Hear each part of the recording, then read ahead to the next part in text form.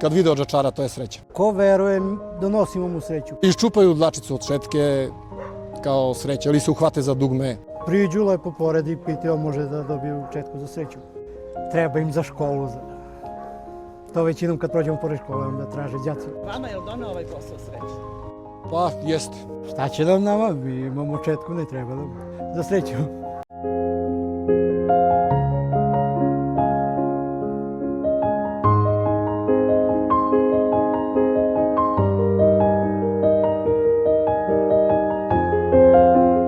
Pa grejanje je super, kad se očisti onda lepo radi.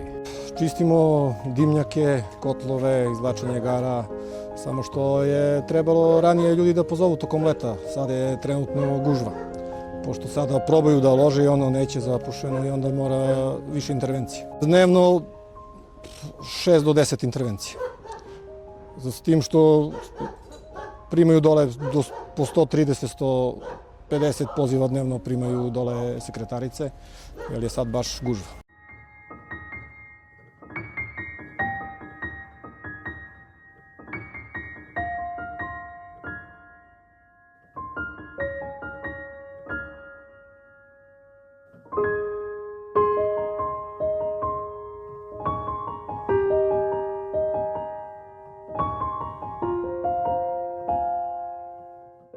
Na peletu, na primjer, tu je samo prašina, tu se lako očisti. A kad je kao ovdje zapušeno, onda malo više budu muka dok se očisti.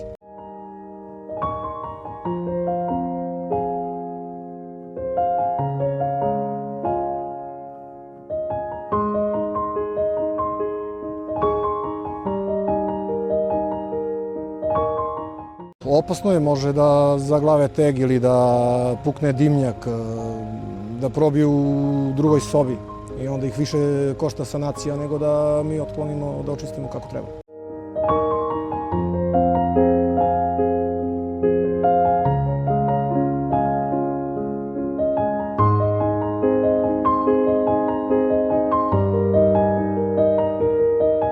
Paljenje je po proceni, gde je puna cila tu sme da se pali, gde su šidel blokovi i gde procenimo da ne sme, onda bolje da se ne pali, samo da se očisti.